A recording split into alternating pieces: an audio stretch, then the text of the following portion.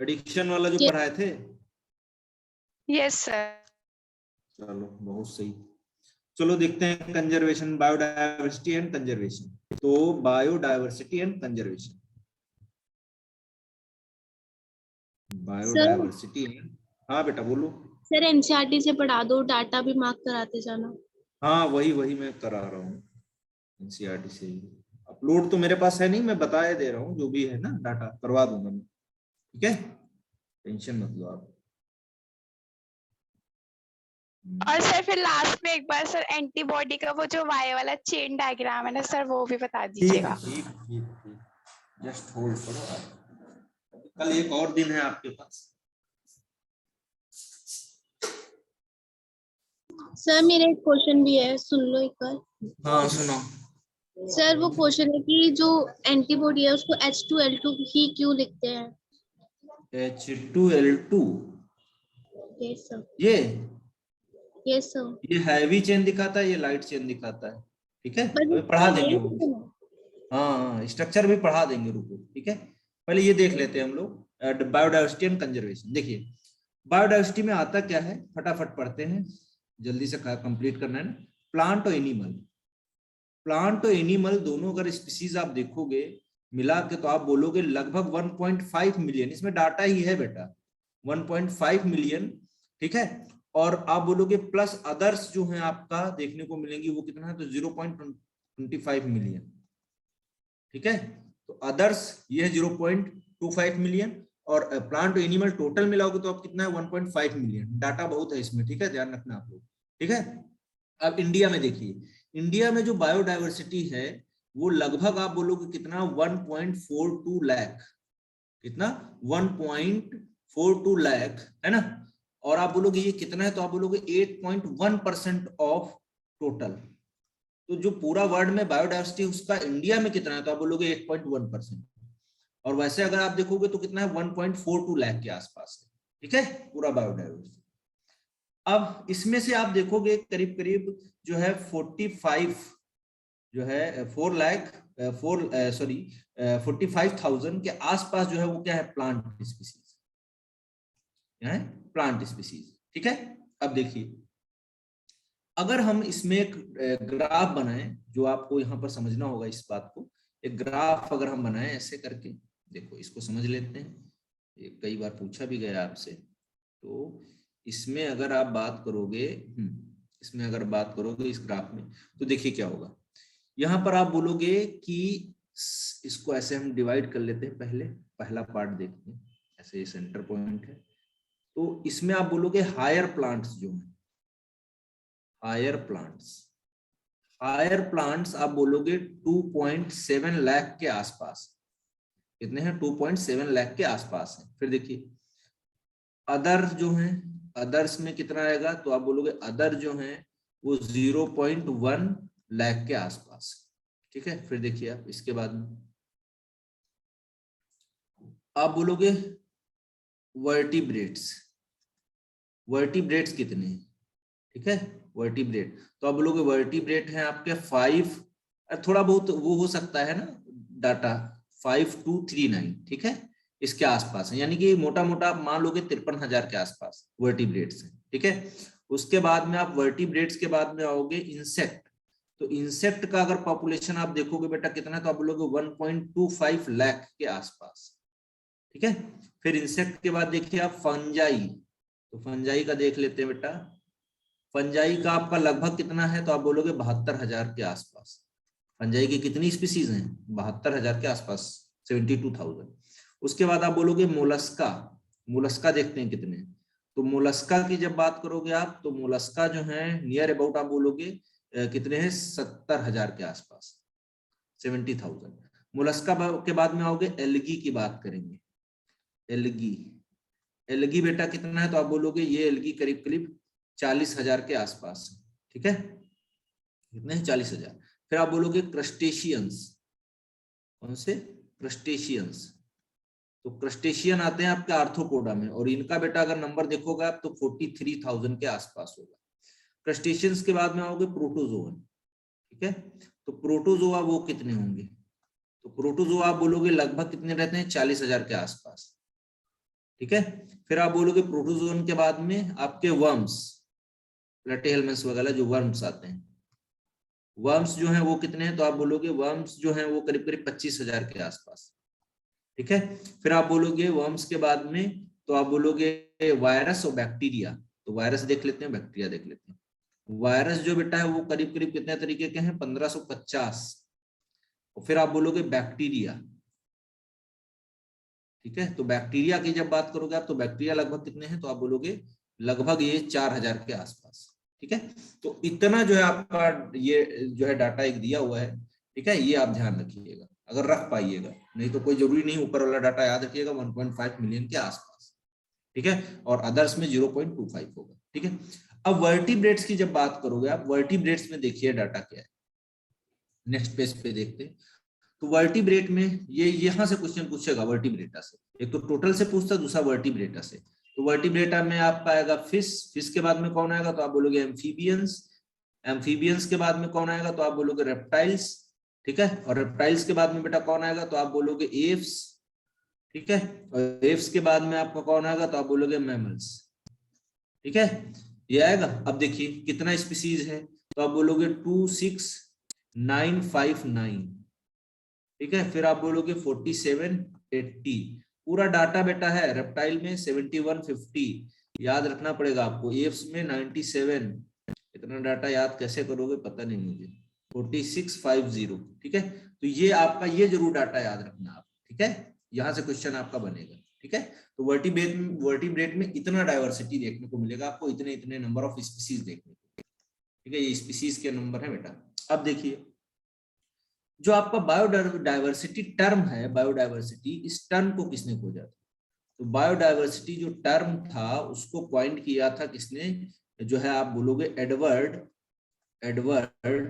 Wilson. किसने coin किया था, एडवर्ड विल्सन ने कॉइन किया। ठीक है।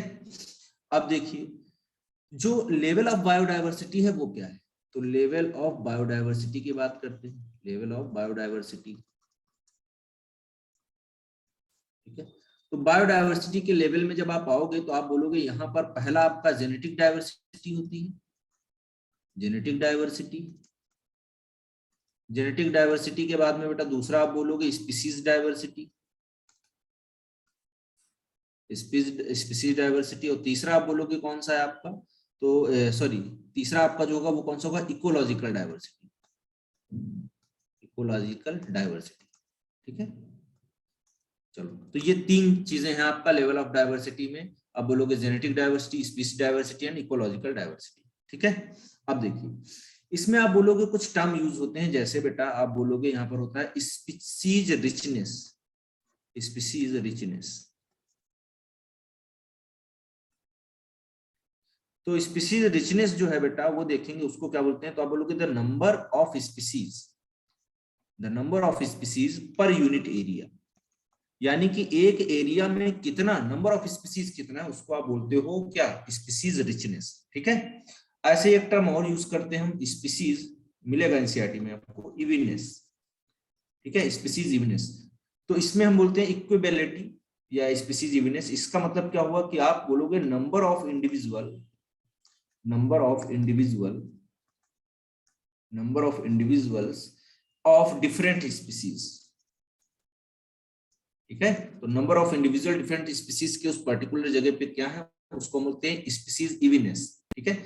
अब इसका एग्जांपल देख लो, जैसे आप बोलोगे वेस्टर्न जो घाट हैं, वेस्टर्न घाट जो हैं, वेस्टर्न घाट्स जो हैं, वहां पर आप बोलोगे हैव ग्रेटर, क्या होगा, ग्रेटर, क्या होगा, ग्रेटर एम्फीबियंस, एम्फीबियंस। ठीक है, डाइवर्सिटी, एम्फीबियन की डाइवर्सिटी वहां पर बहुत ज्यादा है वेस्टर्न घाट में। ठीक है।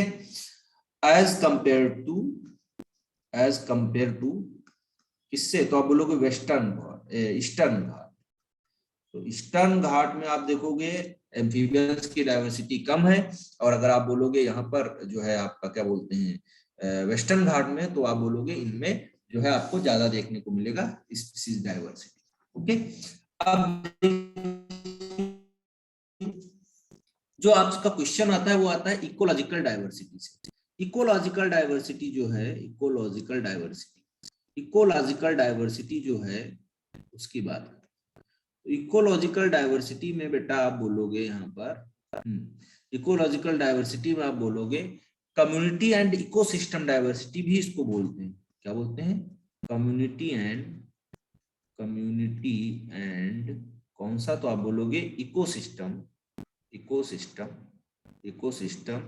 डाइवर्सिटी, दूसरे नाम से भी जानते हैं कम्युनिटी एंड इकोसिस्टम डाइवर्सिटी के नाम से। अब इसमें देखिए, इसको सबसे पहले बताया था विटेकर ने, आप नाम पहले भी सुन चुके हो विटेकर का। 1965 में इन्होंने क्या बताया कि जो इकोलॉजिकल डाइवर्सिटी है वो 3 तरीके की, अल्फा, फिर इन्होंने बोला आपका बीटा, और तीसरा इन्होंने बोला डेल्टा। ठीक है, अब देखिए इसमें इन्होंने क्या क्या बोला। अल्फा वाले में इन्होंने बोला ये जो डाइवर्सिटी है ये कहां पर है? तो आप बोलोगे विद इन कम्युनिटी डाइवर्सिटी, मतलब कम्युनिटी लेवल पे बात किया इन्होंने, अल्फा की बात किया।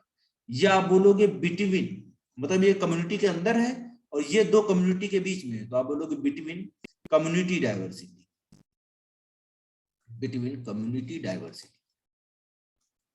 ठीक है। ऐसे डेल्टा की बात करोगे तो ये बेटा रीजनल हो जाता है। रीजनल मतलब एक रीजन अलग है, दूसरा रीजन अलग है। तो रीजनल स्पीसीज जो पूल है, एक रीजन में अलग है, जैसे ऑस्ट्रेलिया में अलग है, हमारे यहाँ अलग है, तो उसको हम क्या बोलते हैं? Is known as regional species diversity, जिसको हम डेल्टा से दिखाते हैं। ठीक है, ठीक है सर एक बार डेल्टा पीछे गामा वाली, क्या बोलते हैं? सर एक बार पीछे वाली स्लाइड दिखा दीजिए। अच्छा अच्छा ठीक है।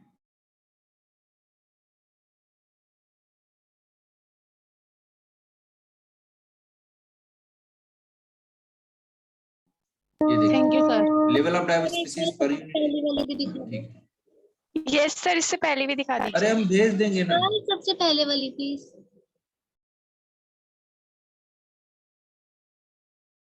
सर इससे भी पहले भेज देंगे ना, क्या करें? पढ़ लो, भेज देंगे अभी। सर हम साथ तो साथ ही ये लिख रहे हैं ना, इसलिए। इकोलॉजिकल हो गया कि नहीं? हो गया सर। यस चलो, सर। तो अब देखते हैं इकोलॉजिकल डाइवर्सिटी। मैंने बोला कम्युनिटी एंड इकोसिस्टम डाइवर्सिटी है, विटेकर ने 1965 में बताया था। एक अल्फा, फिर दूसरा बीटा, इकोलॉजिकल डाइवर्सिटी बीटा, और तीसरा आप बोलोगे डेल्टा। ठीक है, अब देखो अल्फा की जब बात करोगे, अल्फा की आप बात करोगे ये विद इन कम्युनिटी डाइवर्सिटी है। ये आप बात करोगे बीटा की बिटवीन द कम्युनिटी डाइवर्सिटी, और रीजनल या स्पीसीज पूल के बीच में अगर होती है तो उसको हम क्या बोलते हैं? ये आपका क्या बोलते हैं इसको? Gamma delta. क्या पढ़ते हो तुम? या ऐसे क्या पढ़ते हो? डेल्टा होता है ना सर, गामा है, याद नहीं मुझे। चलो खैर जो भी, तो सर यहाँ पर डेल्टा। आप आगे, हाँ डेल्टा है, ठीक है। तो ठीक है, अब यहाँ पर देखिए क्या होगा। आप बोलोगे जो अल्फा डाइवर्सिटी है it depends upon the species richness. किस पे डिपेंड करता है ये? इट डिपेंड्स अपॉन, इस पे, तो आप बोलोगे स्पीसीज रिचनेस पे डिपेंड करता है। इस पे डिपेंड करता है, स्पीसीज की रिचनेस पे डिपेंड करता है, और इविनेस पे भी डिपेंड करता है, इविनेस पे भी डिपेंड करता है ना, या इक्विबिलिटी पे डिपेंड करता है। ठीक है, तो ये कहानी हो जाएगी, यानी कि alpha diversity depend on the richness, आप बोलोगे species richness, species evenness and equal. अब आप बोलोगे यहां पर क्या होगा? यहां पर आप बोलोगे जो आपका डिपेंड ये किस पे होगा, तो आप बोलोगे due to replacement of species within the change in community.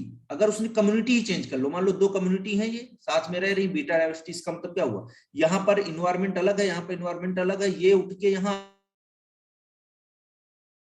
आ गया इस कम्युनिटी 1 में, ये कम्युनिटी 2। यहाँ पर आप बोलोगे due to replacement of species with the change in the community habitat due to different micro habitat niche. तो एक ही निच में माइक्रो हैबिटेट बने हुए हैं, और उसमें अगर स्पीसीज एक जगह से दूसरी जगह पे जा रही है तो उसको आप बोलोगे बीटा डाइवर्सिटी। अब देखिए तीसरा आपका आता है, तीसरा आता है आपका कौन सा? जो आपका ये है डेल्टा। इसमें देखेंगे आप, ये डाइवर्सिटी जो होता है इंटायर जो लैंडस्केप है उसमें अगर आप देखोगे उस पर डिपेंड है पूरा, इंटायर द लैंडस्केप। ठीक है, तो पूरे लैंडस्केप पे ये डिपेंड करता है। समझ में आई बात की नहीं है? चलो आगे बढ़ते हैं इसके बाद।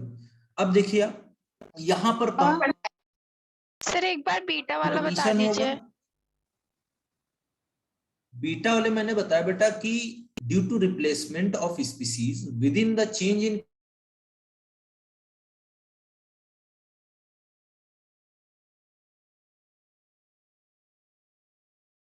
कम्युनिटी हैबिटेट ड्यू टू आप बोलोगे विद इन कम्युनिटी कर रहा है, और वो क्यों, किस वजह से हो रहा है? तो आप लोग माइक्रो हैबिटेट कंडीशन पे, तो वहां पर जो चेंजेस हो रहा है उसकी वजह से बीटा डायवर्सिटी बनती है। ठीक है, तो कम्युनिटी, दो कम्युनिटी है ना साथ साथ में रह रही है, तो ऐसा बीटा डायवर्सिटी में होता है। ठीक है, तो यहां पर आप बोलोगे कंपटीशन है, एडजस्टमेंट है, उसके अलावा आप बोलोगे इंटर रिलेशनशिप है यहाँ पर,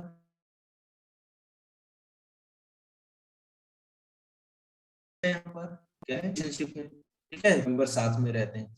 यहाँ पर आप बोलोगे डिफरेंट इन्वायरमेंटल कंडीशंस हैं। ठीक है, हैबिटेट अलग अलग है, एक ही जो है कम्युनिटी में आप नीचे अलग अलग हैं, कम्युनिटी रह रही एक ही जगह पे अलग अलग तरीके से, तो वो आपका बीटा डायवर्सिटी हो गया। ठीक है, तो यहाँ पर आप बोलोगे ये ध्यान रखना है with in the community level, ये बिटवीन द कम्युनिटी, और ये आप बोलोगे रीजनल स्पीसीज होगा। ठीक है, समझ में आ गया ये तीनों? सर बीटा वाले का Yes, थर्ड sir. पॉइंट दोबारा बताना।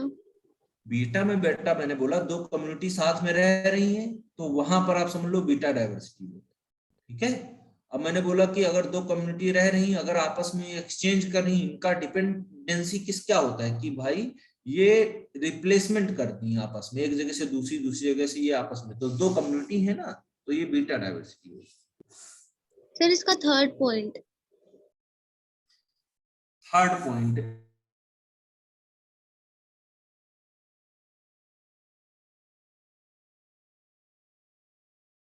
बीटा लेगा, इसका बीट कम्युनिटी में, सेम कम्युनिटी में, इसमें दो कम्युनिटी हैं, दो कम्युनिटी के बीच में कंपटीशन होगा। ठीक है, और यहाँ पर तो बहुत सारी कम्युनिटीज के बीच में जो है आपका क्या होगा, कंपटीशन होगा, जो डेल्टा टाइप की। ठीक है, ओके सर। चलो अब अगला देखते हैं फटाफट हम लोग। अब इसके बाद में आप बोलोगे एक टॉपिक आता है, ज्यादा तो इसके बारे में नहीं बताऊंगा आपको, लेकिन थोड़ा बहुत बताया दे रहा हूँ, बायो जियोग्राफिकल, आप लोग पढ़ लेना एनसीईआरटी से इसको, रीजन ऑफ इंडिया। ठीक है, तो इंडिया में कौन कौन से रीजन है बायोडायवर्सिटी के, उनकी बात करते हैं। तो एक आप देखे होगे ऐसे करके नक्शा बना रहता है मैप में इंडिया के, ऐसे इस तरीके से। ठीक है, तो ऐसे जब आप बनाओगे तो यहाँ पर आपको देखने को मिलेगा ऐसे करके भारत का नक्शा है अपने, और इधर ये आपका पूर्वोत्तर, जहाँ पे हम लोग रह रहे हैं, नॉर्थ ईस्ट एरिया। ये देखिए आप, ये पूरा जब आप देखोगे ये वाला ट्रांस हिमालयन रीजन है, ऊपर की तरफ है कि नहीं, ट्रांस हिमालयन रीजन है। ठीक है, दूसरा इसके नीचे आप आओगे ये वाला यहाँ पर, तो ये आप बोलोगे हिमालयन रीजन। ठीक है, अब उसके बाद में देखिए आप इधर आप आओगे ये वाला रीजन, तो आप बोलोगे ये डिजर्ट रीजन। ठीक है, ऐसे करके लिखा होगा आपका, ये आप बोलोगे सेमी एरिड रीजन है। ये डायग्राम बना है एनसीईआरटी में कि नहीं, बोलिए। No sir. नहीं बना है, ये गंगेटिक प्लान है जहां हम लोग रहते हैं। गंगेटिक प्लान मतलब गंगा जी का किनारा जो हम लोग रहते हैं ना, ये डक्कन है जो दक्षिण वाला है। ठीक है, ये डक्कन वाला है पीछे, दक्षिण वाला। ठीक है, इधर आप आओगे तो ये वाला जो रीजन होगा ये वेस्टर्न घाट, वेस्टर्न घाट, यहाँ पर वेस्टर्न घाट है ये वाला एरिया। ठीक है, वेस्टर्न घाट के बाद में इधर आप आओगे नॉर्थ ईस्ट वाला रीजन। ठीक है,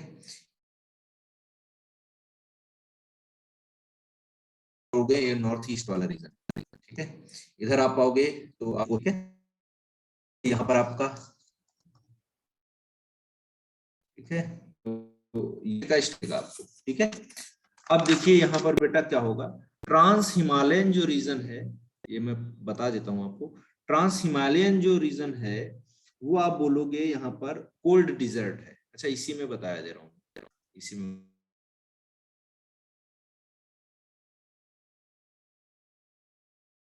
बताया दे रहा हूँ, रेड है।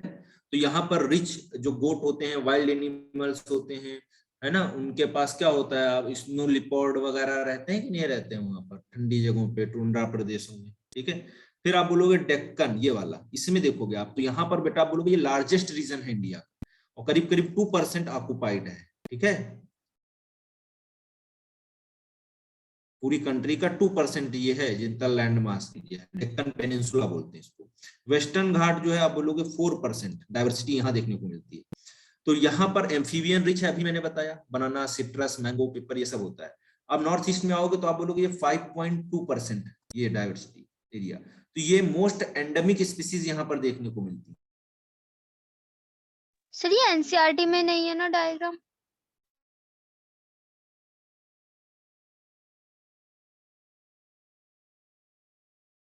सबसे ज्यादा अपने इंडिया में मोस्ट एंडेमिक स्पीसीज, हाँ, ठीक है, कोई बात नहीं भी दिया तब भी समझ लो इसको। ये आपके पिछले वो जो होता है ना पार्ट, जो आपका कौन कौन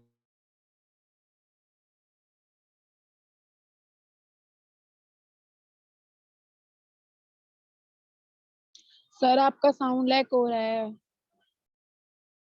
यस सर। जो वो कुछ लग रहा है लाइक,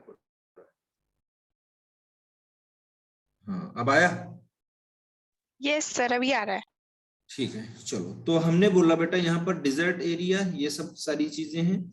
अब इसके बाद में आप बोलोगे कोस्टल एरिया जो है आपका, वहां पर मैनग्रूव वेजिटेशन देखने को मिलता है। मैं वही बता रहा हूँ जो कभी कभी पूछा गया है, उस टाइम मैनग्रूव जो होता है वेजिटेशन, वो कहाँ देखने को मिलता है, तो आप बोलोगे कोस्टल एरिया, ठीक है।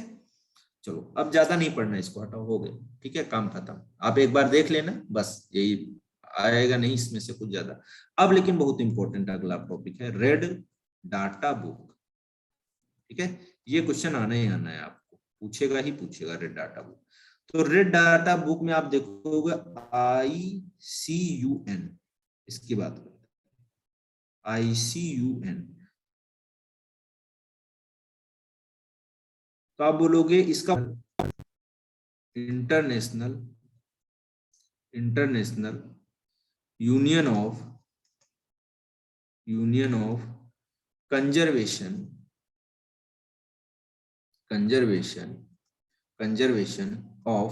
Of nature and natural resources, ठीक है, या वर्ल्ड कंजर्वेशन यूनियन, ठीक है, या आप क्या बोलोगे, और वर्ल्ड कंजर्वेशन यूनियन,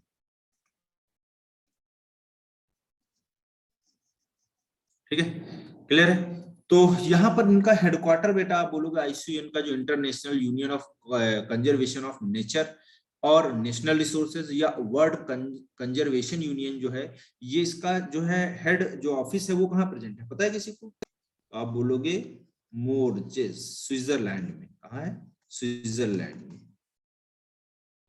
कहाँ है? स्विट्जरलैंड में, ठीक है, ठीक है।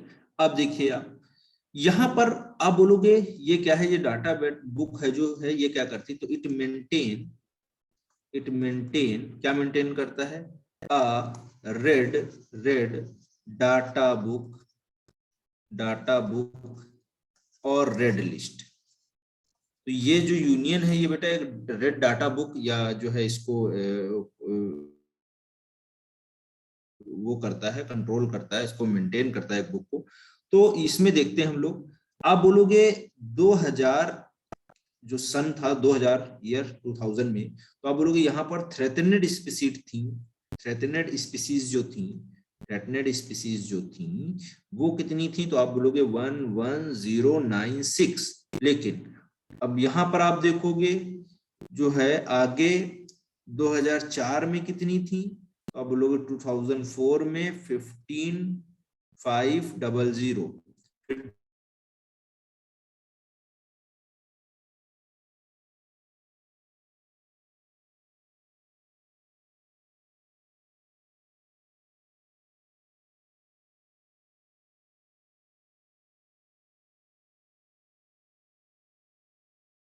सर आपकी वॉइस नहीं आ रही। यस सर, पीछे वाली स्क्रीन शो कर दो। इसकी बात कर, अरे बिटिया, और सर जो आपने लास्ट में समझाया वो भी नहीं आया समझ। अरे बिटिया, ये वाला नहीं सर, ये तो आ गया, ये रेड डाटा बुक वाला।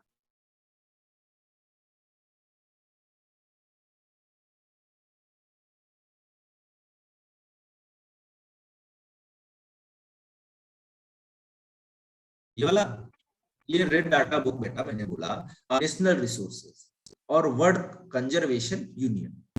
ये मॉर्जेस स्विट्जरलैंड में इसका मुख्यालय है, जो हेड ऑफिस है। ये जो होता है ICUN एक मेंटेन करता है रेड डाटा बुक या रेड लिस्ट। उसमें आप बोलोगे सन 2000 में कितने, 1796। फिर आप बोलोगे 2004 में कितने थे, 15,500। 2011 में कितने थे, 17,291। तो इस तरीके से आपको देखने को मिलेगा। यहाँ पर क्या है, आप बोलोगे यहाँ पर आपका जो है थ्रेटनेड स्पीसीज का नंबर दिया हुआ है। ठीक है, पूरे दुनिया में कितने थ्रेटनेड स्पीसीज है। अब इनकी कैटेगरीज देखो आप क्या है, कितने कैटेगरीज में बांटा गया है इनको। तो देखिए सबसे पहले हम बोलेंगे, सबसे पहले एक्सटिंक्ट। ये बहुत इंपॉर्टेंट पॉइंट मैं पढ़ा रहा हूँ, यहाँ से क्वेश्चन आने है आपको। एक कैटेगरी होती है एक्सटिंक्ट। एक्सटिंक्ट का मतलब बेटा होता है कि कोई स्पीसीज का कोई भी इंडिविजुअल जिंदा ना बचा हुआ इस पूरे अर्थ में, इस पूरे वर्ल्ड में। उस इंडिविजुअल का कोई भी, मतलब उस स्पीसीज का कोई भी इंडिविजुअल रिपोर्टेड नहीं, तो उसके लिए लिखते हैं एक्सटिंक्ट। नंबर नो आप बोलोगे living, no living form available, no living form available. ठीक है, एग्जाम्पल जैसे लास्ट में आप देखो, लास्ट वाला डोडो एक एनिमल है। डायनासोर भी तो हो सकता है। हाँ, डायनासोर भी तो हो सकता है। अरे लास्ट, एकदम लास्ट डायनासोर हो सकता है, लेकिन डायनासोर एक्सटिंक्ट तो है ही है, बिल्कुल हो सकता है। लेकिन अभी मैं लास्ट वाला बता रहा हूँ, लास्ट में बर्ड ये एक्सटिंक्ट हुआ है, डोडो। ठीक है, रिसेंट में। तो ये डरता नहीं था किसी से, घूमता रहता था, मार के खा गए लोग इसको, इसीलिए डरना भी जरूरी है। तो एक्सटिंक्ट का मतलब क्या हुआ, नो लिविंग फॉर्म अवेलेबल। ठीक है, एक भी लिविंग फॉर्म अवेलेबल नहीं, उसको हम बोलेंगे एक्सटिंक्ट। दूसरा कैटेगरी देखिए इसकी लिस्ट में क्या आता है, एक्सटिंक्ट इन वाइल्ड। एक्सटिंक्ट इन वाइल्ड, इसमें देखिए क्या होगा, एक्सटिंक्ट इन वाइल्ड में आप बोलोगे यहां पर आपका टैक्सॉन अब्सेंट होते हैं, है ना। यहां पर हम क्या बोलेंगे, taxon absent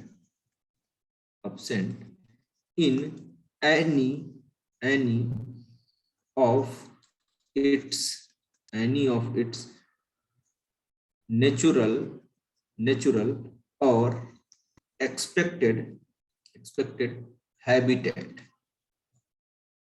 in wild।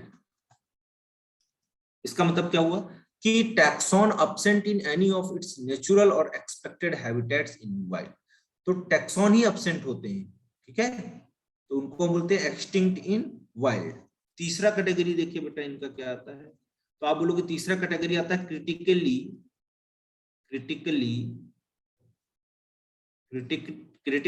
Endangered.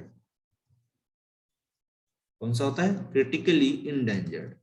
Critically endangered में आप बोलोगे एनिमल जो होंगे, है ना, कितने आप बोलोगे 18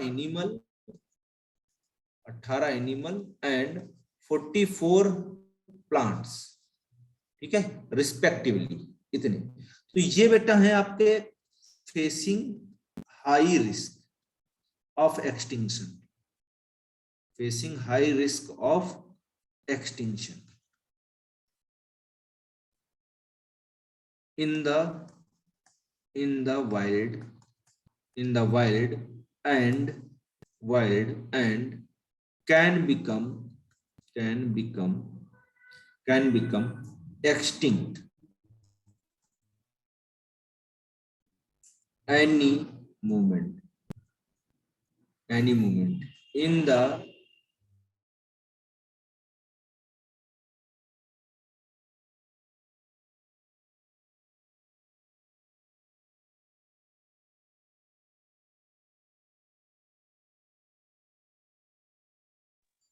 सर फिर से आपकी वॉइस नहीं आ रही। हो जाएंगे। तो ऐसे वर्ड में टोटल 44 एनिमल स्पीसीज और 18 एनिमल सॉरी और 44 प्लांट्स ऐसे हैं जो बहुत क्रिटिकली इंडेंजर्ड है। समझ रहे हो कैसे? क्रिटिकली इंडेंजर्ड, ठीक है, एकदम खत्म होने वाले हैं। समझ में आई बात? बोलो। Yes yes sir. सर। अब देखिए दूसरा। अब इसमें बेटा आप बोलोगे, देखो क्या क्या है कहानी इसकी, नेक्स्ट देख लेते हैं। तो आप बोलोगे इसमें 10% है ना, 10% जो है वो मैमल्स हैं। 10% मैमल्स ऐसे हैं जो क्रिटिकली इंडेंजर्ड स्टेज पे हैं।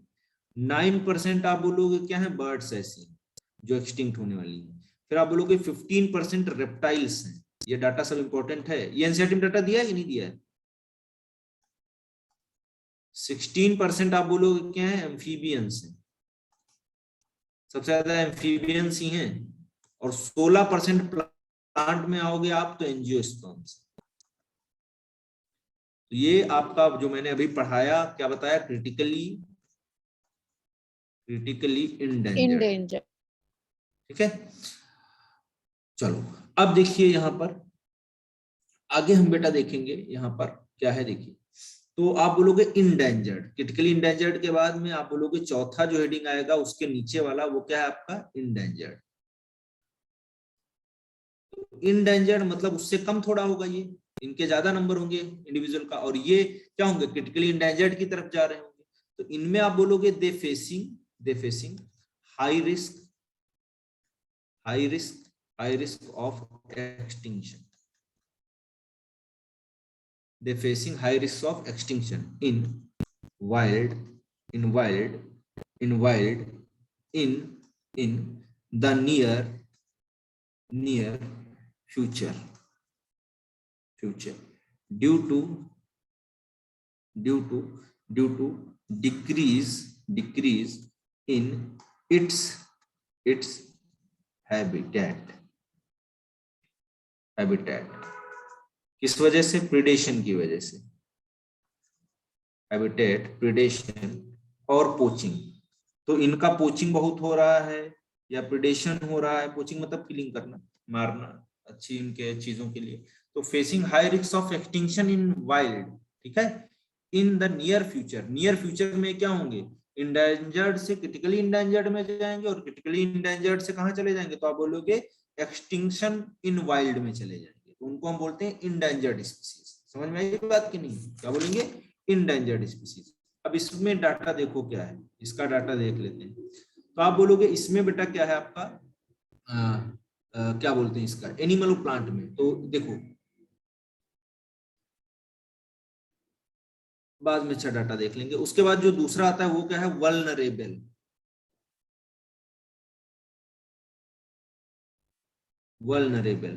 ठीक है, वल्नरेबल स्पीसीज कौन सी होती है? तो वल्नरेबल स्पीसीज जो होती है उनको बोलते हैं डिलेटेड स्पीसीज, ठीक है। यानी कि प्रेजेंटली इनका नंबर क्या है बेटा, पॉपुलेशन सफिशिएंट है, प्रेजेंटली पॉपुलेशन सफिशिएंट है, लेकिन अगर कुछ किया नहीं गया तो आप बोलोगे बट गोइंग टू डिलीशन। मतलब अगर कुछ किया नहीं गया तो ये आगे जाके खत्म हो जाएंगे। अभी इनका है मतलब भरका अमाउंट हमारे पास। फिर देखिए 6 नंबर पे आएगा आपका लोअर रिस्क पे कौन आएगा, तो आप बोलोगे लोअर रिस्क ऑफ एक्सटिंक्शन, मतलब इनमें और कम है, ये अभी बहुत सारे हैं, ठीक है, लोअर है एकदम, ये इतनी जल्दी नहीं खत्म होंगी इनकी स्पीसीज। फिर देखिए आता है डाटा डिफिशियंसी, मतलब डाटा ही नहीं है बहुत सारों का, वो फिर आ जाती है। फिर आपका 8वें नंबर पे आता है कौन सी कैटेगरी, आप बोलोगे नॉट इवेलुएटेड में आप बोलोगे द टैक्सोन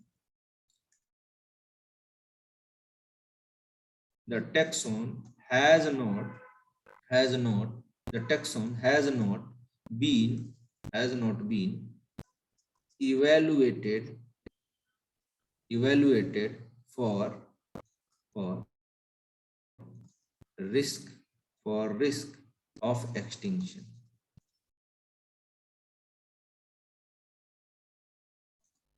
ठीक है, 8 कैटेगरी मैंने बता दी। अब इनका अगर आप देखोगे सीक्वेंस तो आप बोलोगे सबसे पहले जो है अगर आप देखोगे तो एक्सटिंक्ट के नीचे आप आओगे तो क्या आएगा आपका, अभी मैंने बताया आपको एक्सटिंक्ट के नीचे आपका क्या होगा सर एक बार पीछे वाली स्लाइड दिखा दीजिए, क्रिटिकली इंडेंजर्ड, बिकॉज वो आपकी वॉइस लैक हो रही थी ये तो पढ़ा लेते शो हैं नहीं फिर हुई मुझे। दिखा देते, कोई बात नहीं। प्रैक्टिकली आप बोलोगे है, फिर आप बोलोगे आगे इंडेंजर्ड, फिर आप बोलोगे क्या क्या होगा,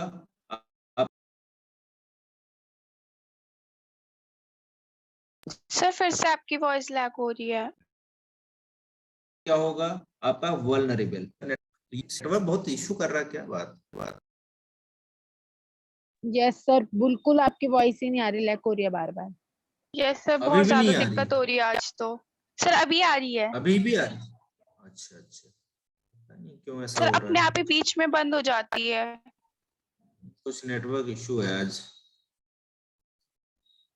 चलो कोई नहीं, इतना समझ में आ गया ये वाला। देखो तो हमने क्या Yes, बोला, sir. सबसे पहले आपका कौन सा था, तो हमने बोला सबसे पहले आपका था एक्सटिंक्ट, फिर आप बोलोगे एक्सटिंक्ट इन वाइल्ड, फिर क्रिटिकली इंडेंजर्ड, फिर आप बोलोगे इंडेंजर्ड, फिर आप बोलोगे वल्नरेबल, फिर आप बोलोगे लोअर रिस्क, फिर आप बोलोगे डाटा डिफिशिएंट, फिर आप बोलोगे नॉट इवेलुएटेड, जिनका पता ही नहीं है हमको, बहुत सारा नंबर।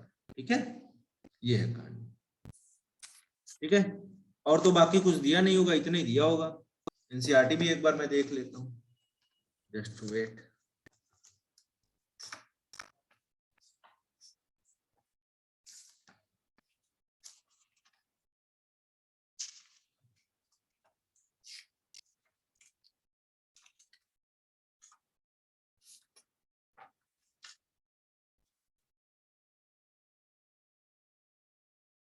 हाँ ये दिया तो हुआ, स्पीसीज जो है रिलेशन वर्टिब्रेट इनवर्टिब्रेट्स का पूरा बनाया तो है इन्होंने। Pattern of biodiversity, latitudinal gradients, India में 1.5 ICS, ये सब दिया तो है। हाँ बेटा बोलो। सर ये बता दो टाइप्स ऑफ कंजर्वेशन स्ट्रेटजीज।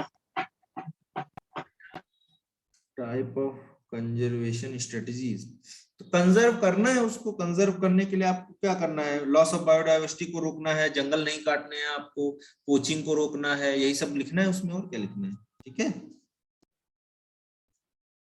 इस तरीके से हम कंजर्व कर सकते हैं, बचा सकते हैं। ठीक है, तो habitat loss, fragmentation, over exploitation रोकिए, एलियन स्पीसीज का इन्वेशन रोकिए, मतलब बाहर से कोई स्पीसीज ऐसे नहीं है ला के डाल दे रहे हैं तो लोकल की स्पीसीज को खत्म कर दे। जैसे क्लैरियास बट्रेकस था, वो बांग्लादेश से लाए थे क्लैरियास बट्रेकस, तो वो देसी मांगुर को ही खा गया इंडिया के जितना।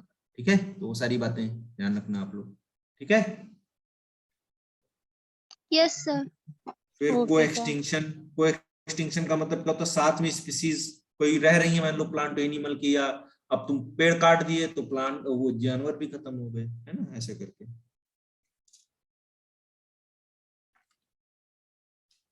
सर आपने ये फ्लो चार्ट किस चीज का बताया था सर? कहाँ पे सर जो आपने एक्सटेंट वाला। हाँ ये इसी का बनाया था मैंने, ये वाला ना, extinct, critically yes sir. Endangered, low vulnerable, vulnerable, ये पूछता है आपसे कि लाइन में बताओ आप। ठीक है, फिर आपका पूछता है इन सीटू कंजर्वेशन क्या होता है, एक्स सीटू कंजर्वेशन क्या होता है। इन सीटू कंजर्वेशन क्या होता है, तो इन सीटू कंजर्वेशन का मतलब है जहां जो इंडिविजुअल पाया जाता है उसी में उसको हम क्या करें, प्रोटेक्ट कर दें। ठीक है, जैसे आपका घर क्या है, आपका इन सीटू है, लेकिन आपका स्कूल क्या है, एक्स सीटू, मतलब वहां से निकाल के उसको दूसरी जगह जो है केयर किया जा रहा है।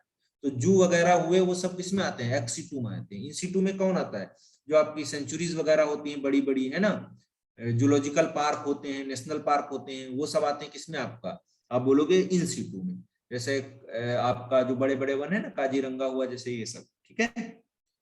तो इंडिया में अगर आप बोलोगे 25 बायोडाइवर्सिटी हॉटस्पॉट, ठीक है, ये भी किसमें आते हैं, इन सिटू कंजर्वेशन में आते हैं। वेस्टर्न घाट हुआ, श्रीलंका हुआ, है ना, ये सब रहते हैं। इंडो बर्मन, वेस्टर्न घाट, ये सब लिखा हुआ है, देखना आप। फिर यहाँ पर जो है 14 बायोस्फीयर रिजर्व हैं, ठीक है, इंडिया में, वो भी इसमें आते हैं। सेक्रेट ग्रुव का क्या होते हैं, जिनमें कुछ रिलीजियस चीजें होती हैं, उनकी वजह से वो बचा हुआ है, तो इसको बोलते हैं सेक्रेट ग्रुव्स। जैसे खासी जंटिया, है ना, हिमालय मेघालय में पाया जाता है आपका खासी जंटिया, ठीक है। हिल्स ऑफ राजस्थान, ठीक है। वेस्टर्न घाट रीजन, कर्नाटक के, महाराष्ट्र के, ये सब। मध्य प्रदेश में बस्तर एरिया है कुछ, है ना, ये सब पढ़ के जाना है। फिर XC2 में देखो जूलॉजिकल पार्क आ जाते हैं, यानी कि हम उठा के लाए हैं, ऐसे समझ लो।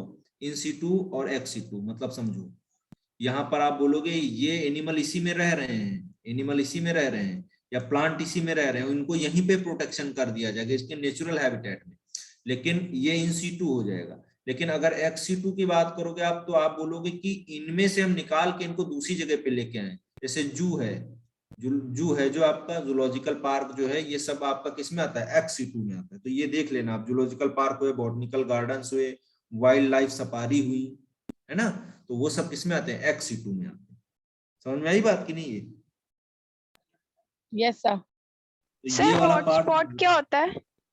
हॉट स्पॉट्स बेटा ऐसी जो जगह हैं जो आपका जैसे इंडिया में आपके जो होते हैं, वहां पर बायोडाइवर्सिटी रिच होता है, बहुत बायोडाइवर्सिटी मतलब अच्छा होता है वहां पर। अभी कुछ वो नहीं हुआ है, मतलब खराब नहीं किया गया है, सारे एनिमल्स रह रहे हैं आराम से आपका, ठीक है।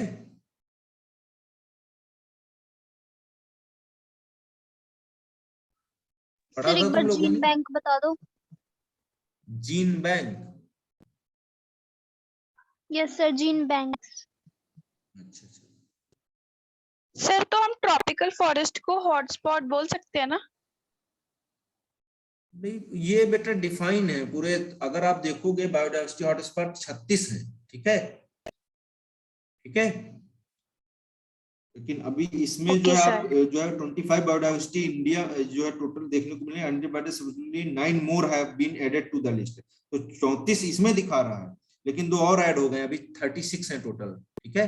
तो डाटा आप देख लेना आपके एनसीईआरटी में अगर चेंज किया गया हो कुछ, मेरे पास तो पुराना वाला एनसीईआरटी। इनिशियली शुरुआत में 25 बायोडाइवर्सिटी हॉटस्पॉट थे, were identified by the subsequently 9 more have been added, 9 और ऐड किए गए, 34 हुए।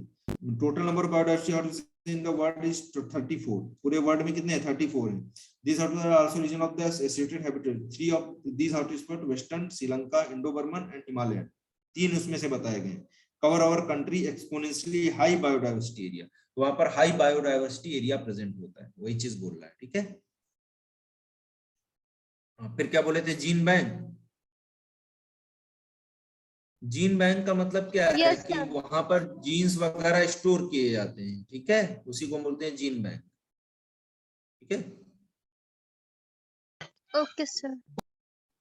एक डाटा बेस होता है ना, वहां पर डिजाइन किया गया है, ठीक है, साइंटिफिक कम्युनिटी के थ्रू, जिसमें पूरा जो है डीएनए सीक्वेंसिंग का इंफॉर्मेशन वगैरह प्रेजेंट है, उसी को बोलते हैं जीन बैंक, ठीक है। Okay sir. और सर स्पीशीज एरिया रिलेशनशिप और रिविड पॉपेट सर हाइपोथेसिस भी। उसमें हमने बोला था तुमको, स्पीशीज एरिया रिलेशनशिप जो है ना, ये वाला जो ग्राफ बना हुआ है, ये वाला ग्राफ जो बना यस हुआ है, सर। ऐसे देखो आप, ये बना हुआ, तो इसी को तो स्पीशीज रिचनेस वाला हम बोल रहे थे। ये बोल रहा है कि यहाँ पर देखो ऐसे ये कर्व बना रहा है ऐसे, ये तो आप बोल रहे हो ये ऐसे समझ में नहीं आएगा, ये पूरा तुमको पढ़ना पड़ेगा स्पीशीज एरिया। तो इसमें क्या बोला, during his pioneers and extensive exploration in the wild stream of south American jungles, the great German naturalist and the geographer Alexander von Humboldt observed that within a region species richness increases with the increasing the explored area। मतलब बोला कि area अगर बढ़ाएंगे तो आपकी species break हो रही है। फिर से ब्रेक होने लगी। यहाँ पर बेटा बोल रहा है कि अगर हम एरिया बढ़ाएंगे, ठीक है, अगर हम एरिया बढ़ाएंगे तो वहां पर क्या होगा, आपका बायोडाइवर्सिटी भी क्या होगा, बढ़ेगा कि नहीं बढ़ेगा? समझ में आई बात?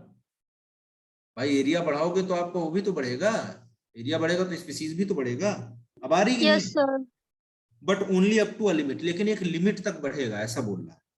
In fact, the relation between species richness and area for a wide variety of taxa, angiosperm plants, birds, bats, freshwater fishes, turn out to be a rectangular hyperbola. तो देखो ये हाइपरबोला की फॉर्म में दिखा रहा है आपको, जो आपका बनाया मैंने, ये देखिए ये हाइपरबोला की फॉर्म में है, ये वाला की नहीं है, देखिए ये वाला, ये आपका ये, ठीक है।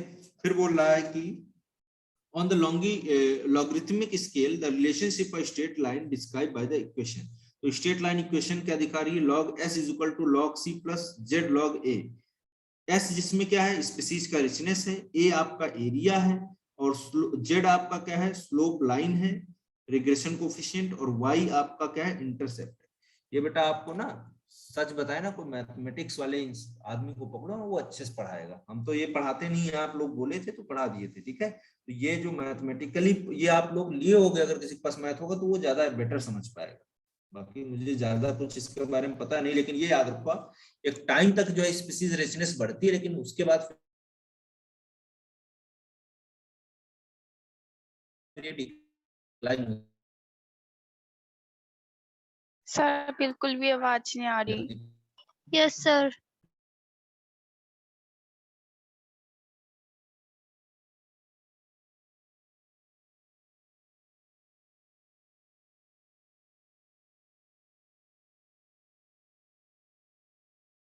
कल हम थोड़ा बहुत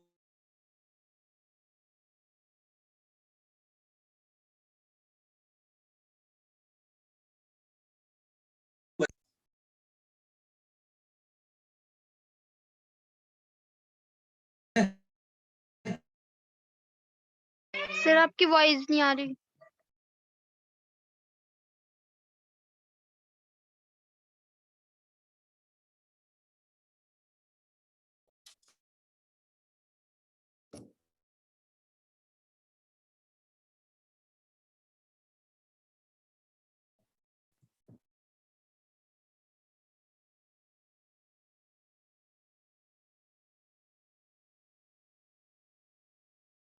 ओके सर।